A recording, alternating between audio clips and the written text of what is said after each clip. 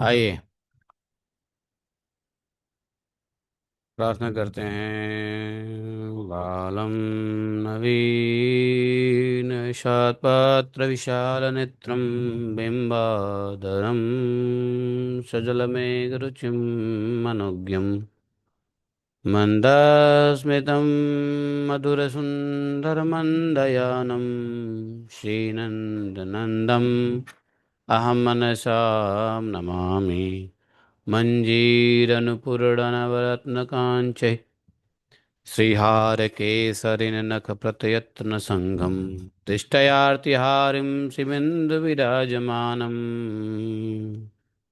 वन्दे कलिन्दतनुजाटटबालकेलिं पुरनेन्दुसुन्दरमुखपरिकुञ्चिताग्राः केशानवीनघननीलनिभाः स्फुरन्तः राजन्तानतशिरः कुमुदस्य यस्य नन्दात्मजाय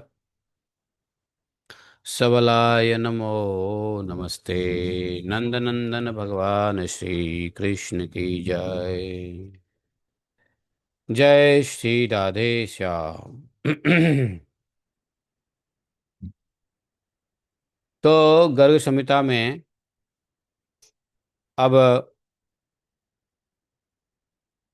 सभी को यज्ञ में अलग अलग डिपार्टमेंट सेवा का बांट दिया। गर्ग जी इस बात को कह रहे हैं। गर्ग जी ने कहा, उग्रसेनस्य यज्ञे वै हयमेधे महात्मनः तस्यासन् परिचर्यायां बान्धवाः प्रेम बंधनाः। तो महात्मा उग्रसेन जी, राजा उग्रसेन जी के यज्ञ में उनके परिचर्या में प्रेम के बंधन से बंधे हुए समस्त बंधु बांधव लगे रहे और उन यादव राज ने विभिन्न कर्मों में संग सगे संबंधी बंधु भाइयों को लगाया सेवा में, कामों में। भीमसेन को क्या मिला? जानते हो क्या मिलता है भीमसेन को हमेशा?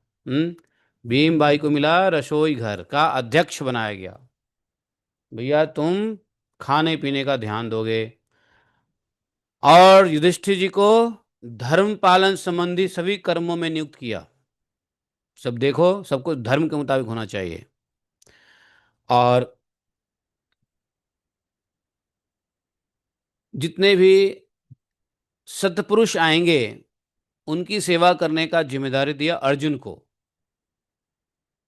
और जितने भी द्रव्यों की आवश्यकता होगी उसकी शॉपिंग, परचेजिंग, ये सब दिया, मैनेजिंग, ये सब दिया नकुल को। और पूजा करने का, पूजन कर्म, पूजा इत्यादि, इसको सहदेव को बनाया गया।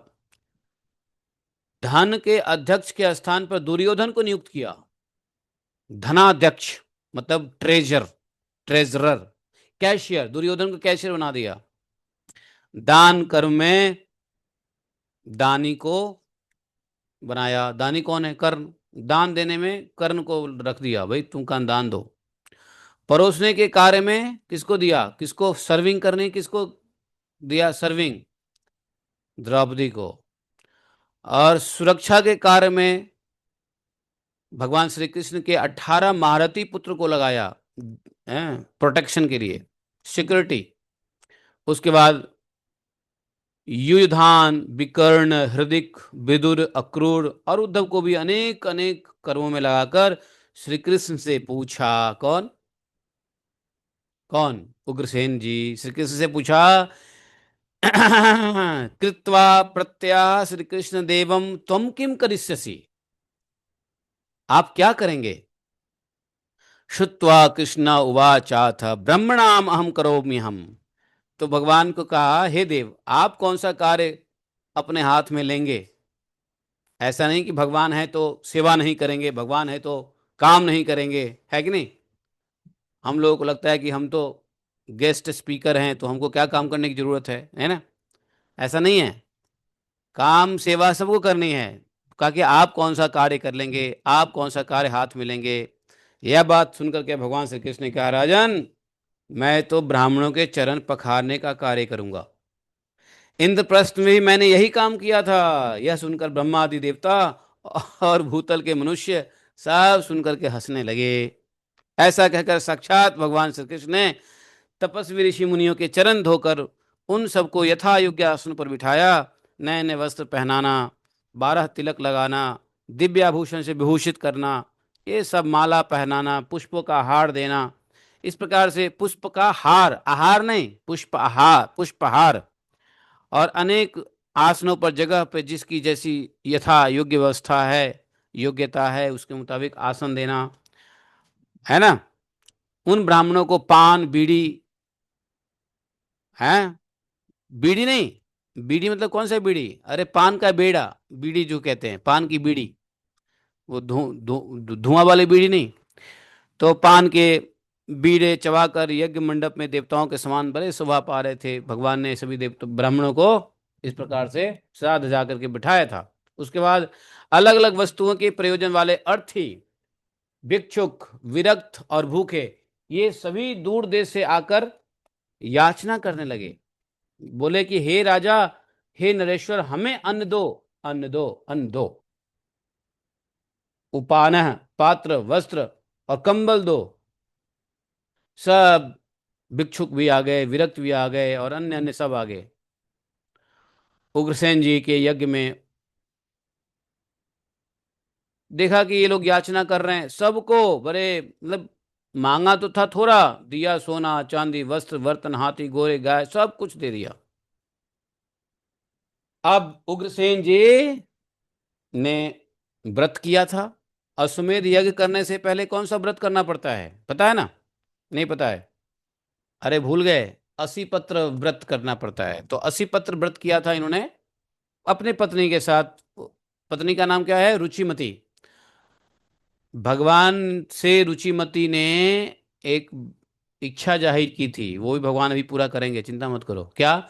रुचिमती के जो संतान थे मर गए थे सबके सब, कंस, विकंस, ये सब, सबका दर्शन कराएंगे भगवान कंस को बुला करके। ठहरो, अभी यज्ञ की बात करते हैं। इस प्रकार से यज्ञ हुआ। और यज्ञ जब हुआ, पता है क्या हुआ? यज्ञ के हवन कुंड में, अग्नि कुंड में, अरे हाथी के सूर के समान मोटे मोटे घी के धारा गिरने लग गया। समझे? हाथी के सूर के समान मोटा मोटा घी का धारा गिरने लग गया। अब इससे हुआ क्या?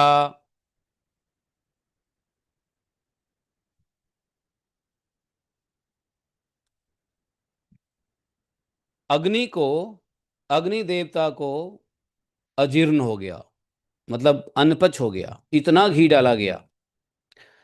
अब सबके सुनते हुए राजा बोले, उग्रसेन जी,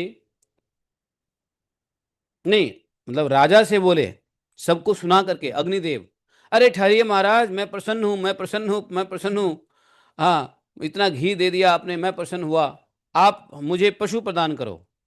अब यज्ञ सभा में अग्नि का यह वचन सुनकर मुनियों के साथ यादवेंद्र उग्रसेन सोने के युग में स्वर्णमयी डोरी से बंधे हुए उस घोड़े से बोला, तुम अग्निदेव की बात सुनो।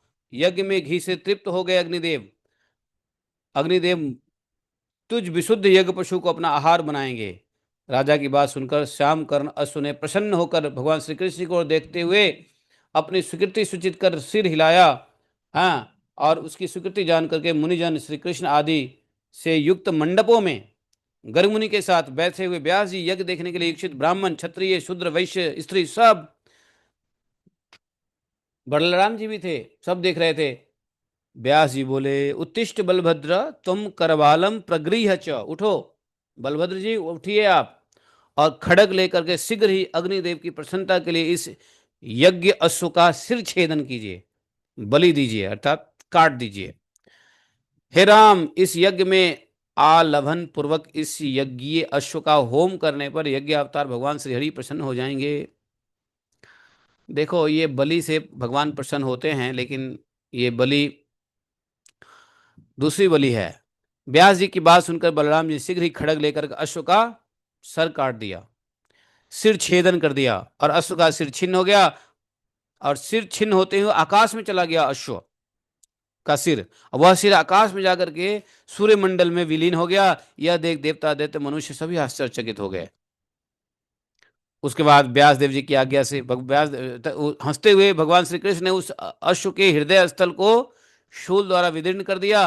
राजन, जब उससे मकरंद के जैसा द्रव निकलने लगा, उसके बाद घोड़े के शरीर से एक ज्योति प्रकट हुई, और वह ज्योति देखते देखते कहाँ गया, भगवान श्री कृष्ण में समा गए।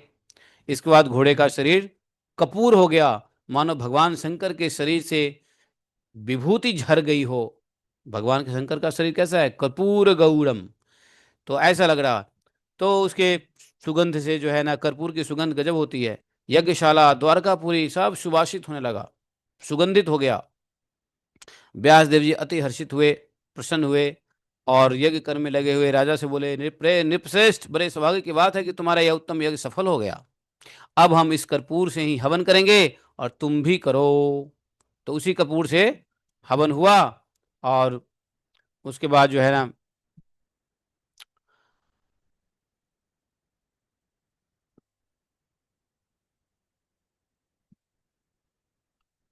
अब यहां पे हुआ क्या,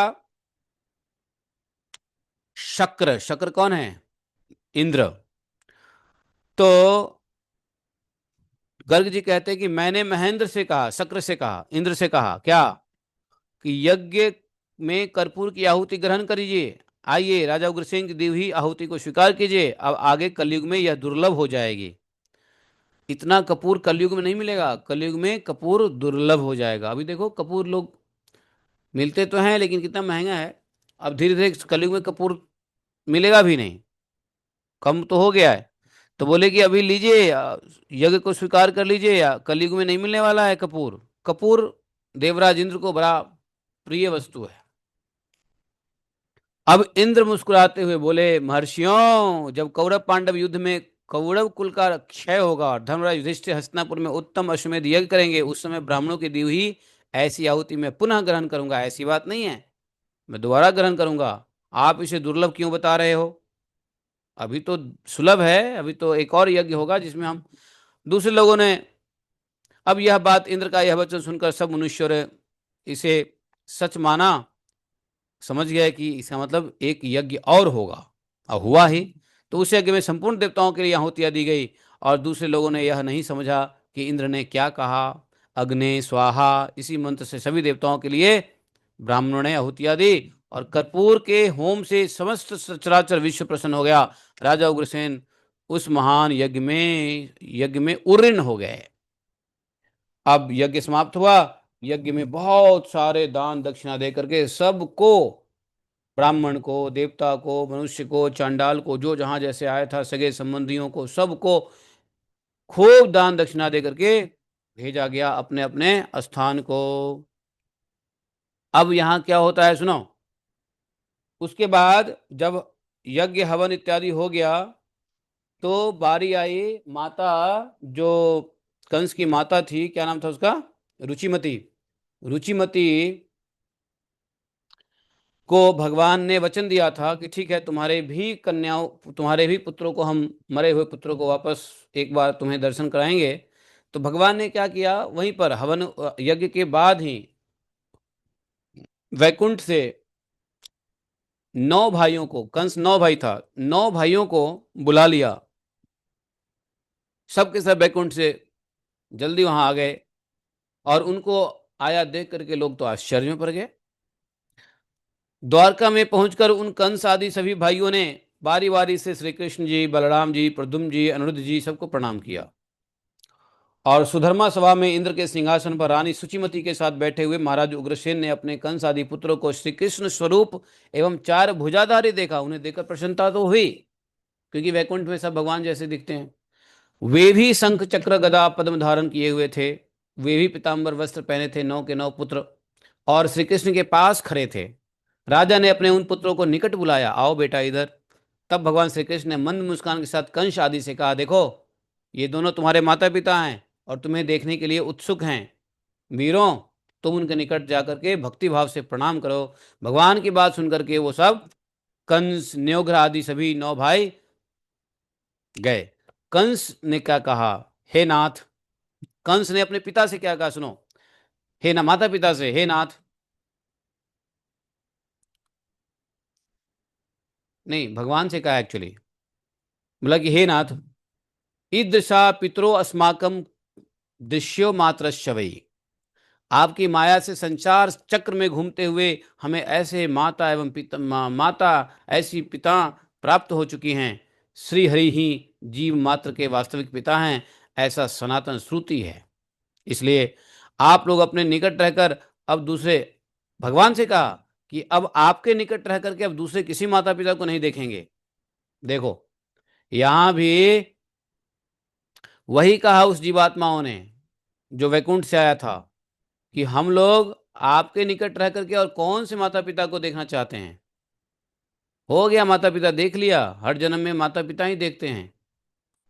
आप ही सनातन माता हैं, आप ही इटर्नल पिता हैं, तो आपको देखने के वाला कोई माता पिता को, तो पहले पूर्व काल में युद्ध के अवसर पर हमने बलराम सहित आपका दर्शन किया। उसके बाद द्वारका में प्रद्युम्न अनिरुद्ध जी का प्रादुर्भाव हुआ जिन्होंने हम लोगों को नहीं देखा था। इसलिए चक्रव्यूह के रूप में आपका दर्शन करने के लिए हम लोग आए हैं।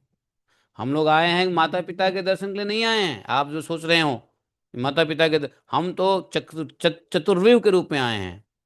तो चतुर्व्यूह कौन है, यही चतुर्व्यूह हैं। दो चतुर्व्यूह, चतुर्व्यूह के तो दो तो दर्शन हो चुके, बलराम कृष्ण आपके दर्शन तो हो गए, बाकी दो के दर्शन नहीं हुए थे, अनिरुद्ध और प्रद्युम्न। तो बलराम कौन है, संकर्षण। भगवान कौन है, वासुदेव। तो वासुदेव, संकर्षण, अनिरुद्ध, प्रद्युम्न, तो इन दोनों को देखने के लिए हम आए हैं। अहो बड़े सौभाग्य की बात है, आज हम लोग श्री कृष्ण, बलभद्र, प्रद्युम्न और अनिरुद्ध इन चारों को पूर्णतम महापुरुष का दर्शन किया हमने। हम नहीं जानते कि इस पूर्व पुण्य के प्रभाव से इन पूर्णतम चतुर्व्यूह स्वरूप परमात्मा जो बड़े बड़े संतों के भी दुर्लभ हैं, उसका दर्शन हमको प्राप्त हो रहा है। प्रार्थना किया है, हे संकर्षण, हे कृष्ण, हे प्रद्युम्न उषापते, मूढ़ानाम न कुबुद्धीनाम अपराधम क्षमस्व च, गच्छ गोविंदम वैकुंठम शून्यम ते धाम सुंदरम, धन्या त्वया द्वारका तो वैकुंठाश्च कृताधिका। बोले हे संकर्षण, हे कृष्ण, हे प्रद्युम्न, हे उमा, हे उषा बल्लभ अनिरुद्ध, हम मूढ़ हैं, कुबुद्धि हैं, आप हमारे अपराध को क्षमा करें। हे गोविंद, अब वैकुंठ में पधारिए। आपका यह सुंदर धाम आपके बिना सूना लग रहा है, आपके रहने से द्वारकापुरी वैकुंठ से भी अधिक वैभवशालिनी और धन्य हो गई है। ब्रह्मा, इंद्र, अग्नि, सूर्य, शिव, मरुद्गण, यम, कुबेर, चंद्रमा, वरुण, इन सब आदि ने जिनका पूजन किया, आपकी उन्हीं चरणारविंद का हम भजन करते हैं। बड़े बड़े मुनीश्वर, लक्ष्मी, देवता, भक्त सब, यहाँ तो सातत वंशियों ने गंध, चंदन, धूप, लावा, अक्षत सबसे भली भांति पूजन किया है। आपके उन्हीं चरणारविंद का हम सदा भजन करते हैं। मुनिंद्र लक्ष्मी सुरभक्त सात्वतै, सुपूजितं चंदन गंध धूप कई, लाजाक्षतैश्च अंकुर पूर्व चर्चितम, पादारविंदम सततम भजामहे, पादारविंदम सततम भजामहे। बड़ा अच्छा प्रार्थना किया है ये कंस आदि 9 भाइयों ने भगवान को वहां प्रार्थना किया है। भगवान कह रहे हैं जाओ माता पिता से मिलो। वो कह रहे हैं अरे मैं अब कौन से माता पिता से मिलूं, आपके साथ रहने के अलावा आपके अलावा और कौन माता पिता है, जो भी है। अब उग्रसेन ने जब यह बात सुनी, उग्रसेन और उनकी पत्नी, क्या नाम था उनकी पत्नी का, हैं, रुचिमती, इन दोनों को जब, उन दोनों ने जब अपने 9 पुत्रों की मुंह से यह बात सुनी, उनका भी मोह भंग हो गया। पहले मोह में आके देखो यही बात है ना, लोग बाग बेटा बेटा बेटा करता रहता है। एक बार शरीर छूटने के बाद आत्मा किसी का कोई बेटा नहीं, किसी का कोई पोता नहीं है। भागवत में ऐसे कई बार जिक्र हुआ है। तो उग्रसेन और उनकी रुचिमती जो पत्नी है उसको भी मोह भंग हो गया। अब वो भूल गई कि हमारा बेटा है, क्योंकि बेटा खुद कह रहा है मेरा कौन बाप है, आप आपके अलावा कौन है, आप ही है। इस प्रकार से जो है उन्होंने अपने पुत्र की आशा छोड़ दिया और संपूर्ण विश्व को मन का संकल्प मात्र जानकर, विश्व क्या है, मन का संकल्प है। विश्व क्या है, मन का संकल्प है, यहाँ लिखा हुआ है व्यासम, नहीं उग्रसेन, हाँ तो हाँ, व्यासम प्रपक्ष संदेहम ज्ञात्वा विश्वम मनोमयम, तो विश्वम मनोमयम, विश्व को मनोमय बताया, क्योंकि ये संसार मन, मन के बंधन में पड़ जाने से संसार है। तो संसार किससे उत्पन्न होता है? मन से। अगर यही मन भगवान में लग जाए तो संसार में हम पड़े नहीं रहेंगे। तो इसलिए संसार को मनोमय बताया। और मन किसका पुत्र है? मन किसका पुत्र है? हैं? मन किसका पुत्र है? नहीं पता? हे भगवान, मन किसका पुत्र है नहीं पता किसी को? नारायण। अरे बार बार मेरा चश्मा ही गिर रहा है, बार बार रीडिंग ग्लास क्यों गिर रहा है? मन किसका पुत्र है? मन की माँ कौन है भाई? अरे मन की माया, माया मन का पुत्र, माता है। माया पुत्र है मन, और माया ही संसार है। तो माया को मन ही, मन को इसलिए बताया मनोमय, विश्वम मनोमय, है कि नहीं? अब उनका पूरा ये सब समाप्त। अब उग्रसेन कहते हैं ब्रह्मन केन प्रकारेण हित्वा च जगद सुखम भोजेत कृष्णम परम ब्रह्म तन्मे व्याख्या तुम। तो कहा कि हे ब्राह्मण, किस प्रकार के लौकिक सुख का परित्याग करके मनुष्य पर ब्रह्म परमात्मा श्री कृष्ण का भजन करे, यह मुझे बताइए। देखो ये बहुत बढ़िया प्रश्न है। अंत में उग्रसेन जी कह रहे हैं किस प्रकार से लौकिक सुख का त्याग किया जाए ताकि मनुष्य भगवान की, कृष्ण का भजन कर सके। तो व्यास देव जी वहां बैठे हुए हैं।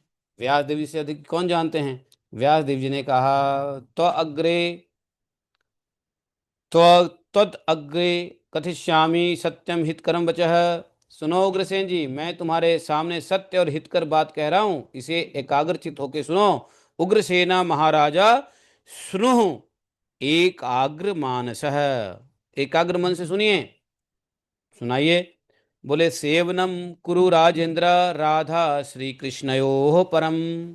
राजेंद्र, तुम श्री राधा और श्री कृष्ण की उत्कट आराधना करो। बस, राधा कृष्ण की उत्कट आराधना करो। इन दोनों के अलग अलग सहस्त्र नाम हैं, उनके द्वारा तुम दोनों का भक्ति भाव से भजन करो। तो कहा कि राधा कृष्ण दोनों का सहस्त्र नाम है, सहस्त्र नाम से भजन करो। हे राजन, राधा के सहस्त्र नाम को ब्रह्मा शंकर नारद, कोई कोई मेरे जैसे लोग भी जानते हैं।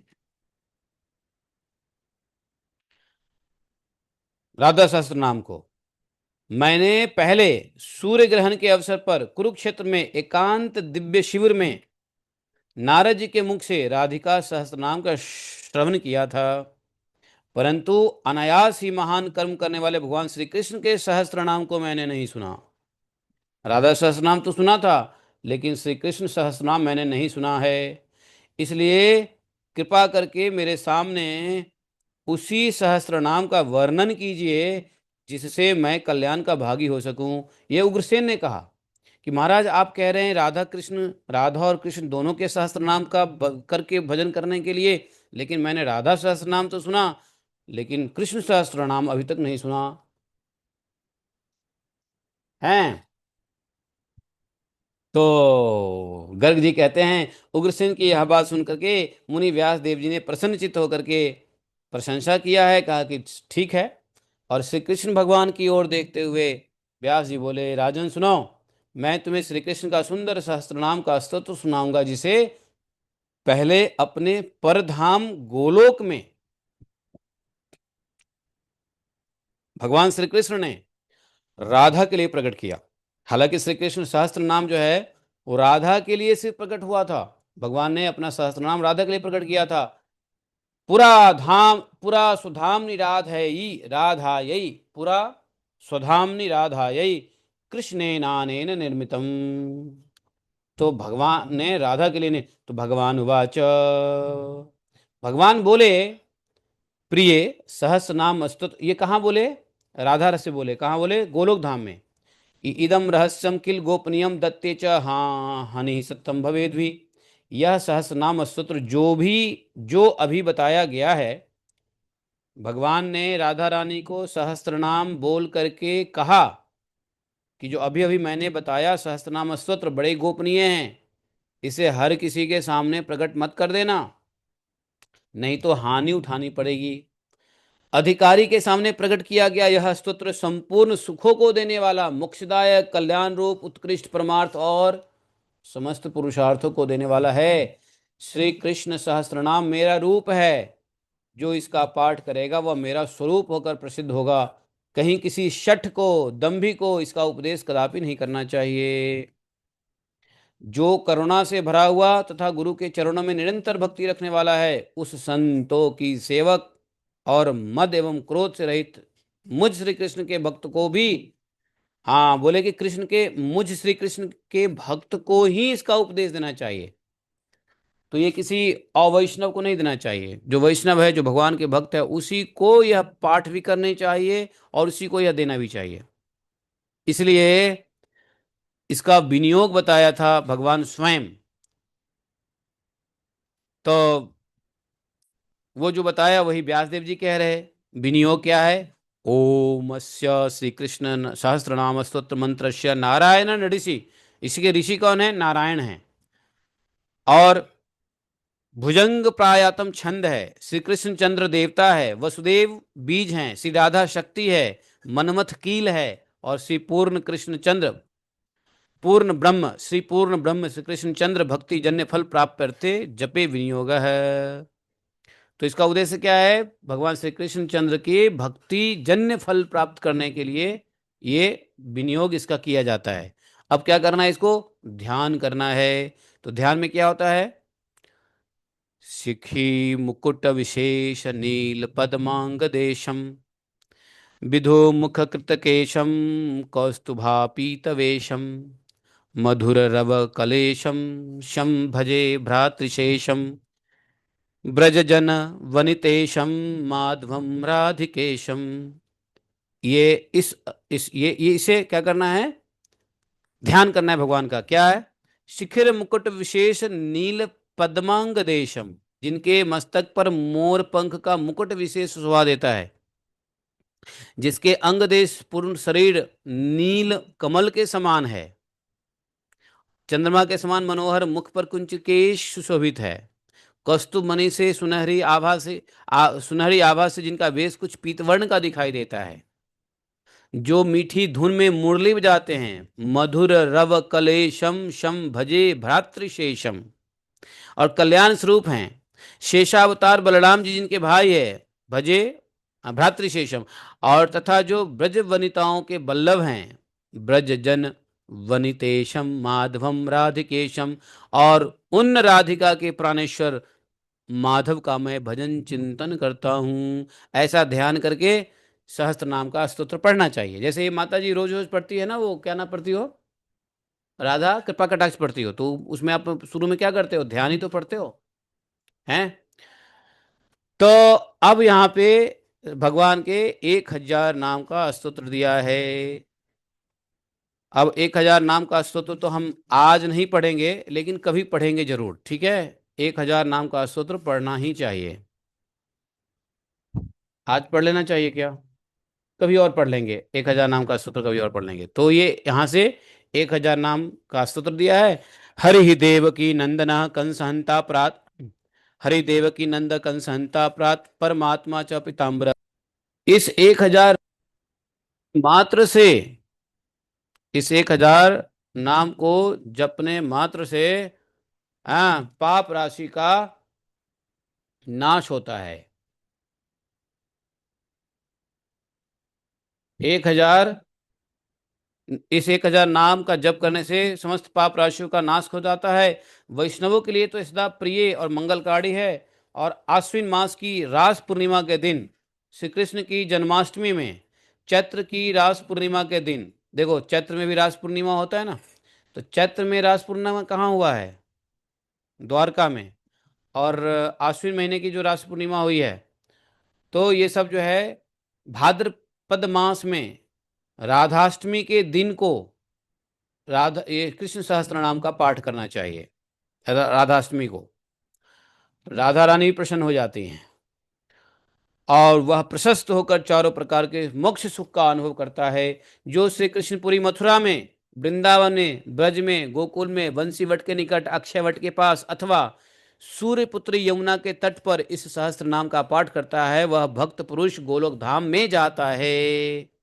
जो भूमंडल में सर्व कहीं भी किसी भी स्थान में, घर में, वन में भक्ति भाव से इसका पाठ करेगा, वो भगवान का भजन करता है, उस भक्त को भगवान श्री हरि एक क्षण के लिए भी नहीं छोड़ते। श्री कृष्ण चंद्र माधव उसके वशीभूत हो जाते हैं। भक्त पुरुषों के लिए यह सहस्त्र नाम स्तोत्र बिल्कुल प्रयत्न पूर्वक गोपनीय रखना चाहिए। सदा गोपनीय, सदा गोपनीय। यह न तो सबके सामने प्रकाशित नहीं करना चाहिए और न कभी किसी लंपट को इसका उपदेश देना चाहिए। इस सहस्त्र नाम की पुस्तक जिस घर में भी रहती है, वहां राधिका नाथ आदि पुरुष श्री कृष्ण सदा निवास करते हैं और उस घर में 6 गुण, 12 सिद्धियां, 30 शुभ लक्षणात्मक गुण के साथ स्वयं पहुंच जाती है। तो राधा तो श्री कृष्ण सहस्त्र नाम गर्ग संहिता के साथ है ही। अब यहाँ पे भगवान विशेष कार्य करते हैं। व्यास देव जी के मुंह से जो श्री कृष्ण सहस्त्र नाम का निरूपण सुन करके उग्रसेन भगवान की पूजा किए। उसके बाद भगवान कहाँ गए? यज्ञ के बाद मिथिला चले गए। मिथिला में राजा बहुलाश्वर सुतदेव को दर्शन दिया। इसके बाद वे द्वारकापुरी लौट आए। उसके बाद पांडव अपनी पत्नी द्रौपदी के साथ द्वारका से निकलकर वन वन में विचरने लगे, अज्ञात काल भोगने लगे। महाभारत का युद्ध हुआ, भगवान पहुंचे महाभारत का युद्ध में, अर्जुन को पूरे पांडव का ही सुरक्षा प्रदान किया, है कि नहीं? और इस प्रकार से भगवान सभी कौरवों का संहार कर दिया। उसके बाद पांडव स्वर्ग गमन किया। भगवान ने यादवों का संहार किया, ये सब जानते ही हो। इसका संक्षिप्त वर्णन भी आया है। और फिर राधा और ब्रजवासियों के साथ भगवान श्री कृष्ण का गोलोक गमन भी हुआ है।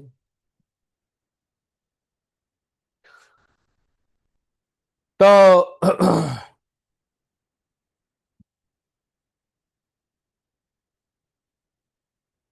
हाँ जी,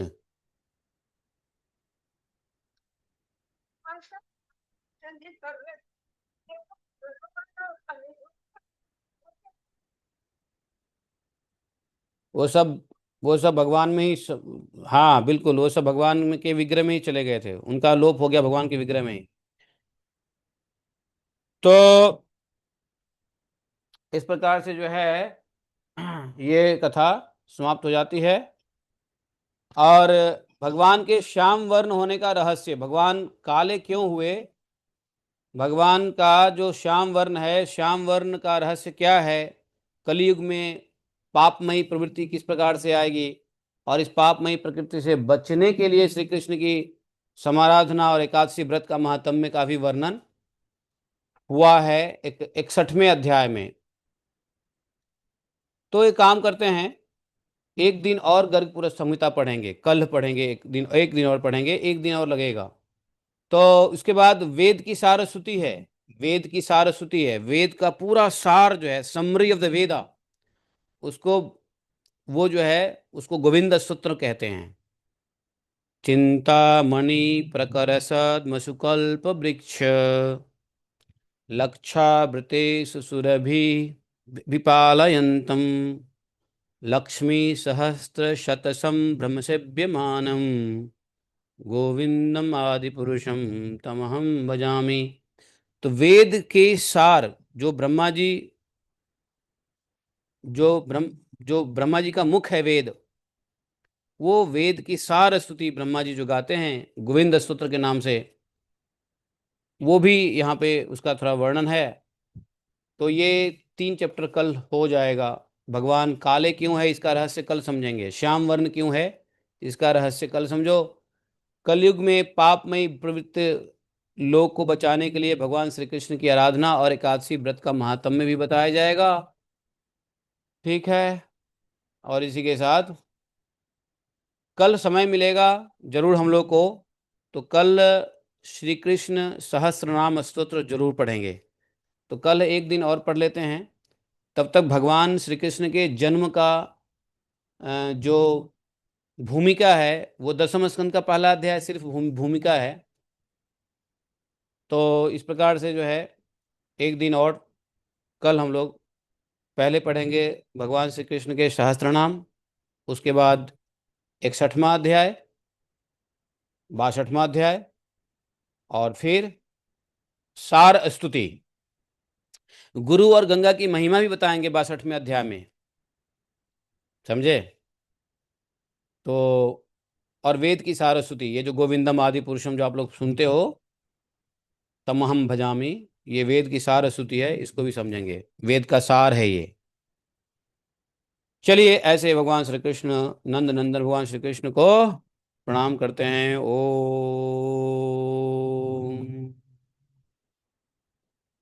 नमो गोवर्धन उद्धारणाय गोविंदाय गोकुल निवासाय गोपालाय गोपाल पतये गोपीजन भर्तृ गिरिज गो जतते करुणानिधे जगत विदय जगत मंगलाय जगत निवासाय जगत मोहनाय कोटि मन्मथ मन्मथाय वृषभानुसुतावराय श्रीनंद राजकुल प्रदीपाय श्री कृष्णाय परिपूर्णतमाय तमशंक ब्रह्मांड पतये गोलोकधाम अधिष्णाधिपतये स्वयं भगवते सबलाय नमस्ते नमस्ते नमस्ते। जयति ते अधिकं जन्मना व्रज शरत इन्द्रिय शाश्वतत्रयी दयितदिश्यतां देक्षुतावका तसवास्त्वां विचिन्वते शरदुदाशये साधुजात स सरसिजोदर श्रीविश्वदिश सुरतनाथ ते अशुल्कदाशिका वरदनिघ्नतो नेह किं वद विषजलाप्यव्यालराक्षसाद् वर्षमारुताद् वैद्युतानला वृषभयात्मजात् विश्वतो